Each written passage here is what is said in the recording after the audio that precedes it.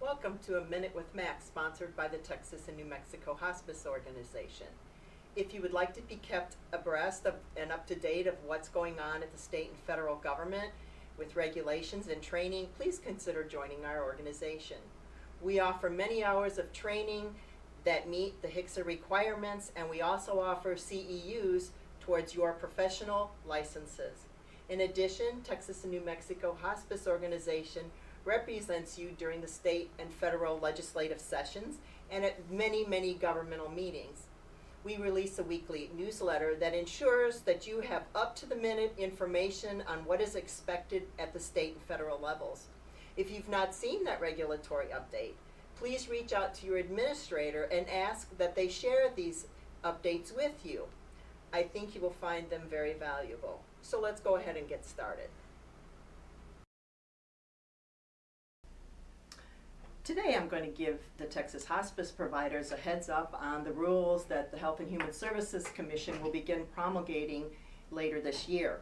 And these rules are the result of the 86th legislative session, and the rules will go into Chapter 558.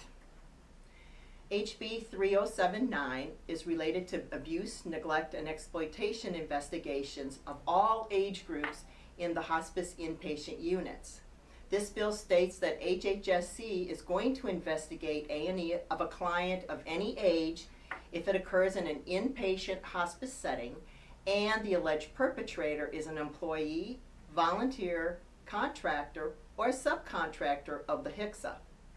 Please remember this bill was effective June 10th, 2019, which means that even though HHSC has not promulgated rules, you are required to comply with HB 3079. The next bill is HB 2594, and it is related to the disposal of controlled substances by a hospice provider. This bill allows for the hospice provider to dispose of drugs in the home with the family as a witness in a manner allowed by the FDA. The patient and family can also refuse to offer to dispose of the medication. If you decide that you want to dispose of drugs in the patient's home, you have to have a policy and procedure in place on how you will dispose of the medication. You have to discuss this with the family and ensure that it is documented in the record, the date of the discussion, and who you had the discussion with. Also be sure that the patient has a copy of your policy. Document in the clinical record that the policy was provided and that the education took place. Be sure and train your employees on securing the medication and how to be responsible for the disposal of that medication. Staff that dispose of the controlled substance will have to make sure that they confiscate it at the site and that it is witnessed by and can be witnessed by the family member who's 18 years of age or older. Make sure you document in the patient's file the name of the drug, the dosage, the route, the quantity that was dispensed, and what is remaining, and the date and time of the disposal. Document in the patient's record as well if the family refused the confiscation and disposal of the medication.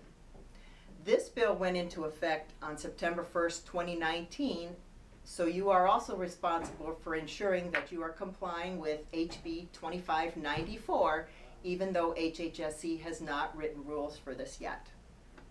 The next bill that you want to be familiar with is HB 3193, and this is the HCSA licensing periods and fees. If you remember several years ago, the federal government made sure that we all were surveyed every 3 years. Well, now the state has gone ahead to make sure that our expiration of our contracts are every 3 years from the date of issuance. So if you were licensed in March, your license will expire in March. If it was September, then your license will expire in September. The other thing that they did was they raised the licensing fees. So those fees will range from $600 to $2,625. Obviously, HHSC will issue the higher rate, the $2,625, if you are getting a new HCSA license. This bill was effective September September 1st, 2019, and the bill number is HB 3193. The last bill is SB 619, and this relates to the definition of supported palliative care. All this bill does is define supported palliative care. It is distinct and separate from hospice care. The bill did not go into any other rules or regulations, and they did not address any bill codes. So all you have is a definition in Chapter 142 of supported palliative care. This bill was effective June 10th of 2019. This concludes A Minute with Max. I hope it was helpful, and please consider joining the Texas and New Mexico Hospice Organization.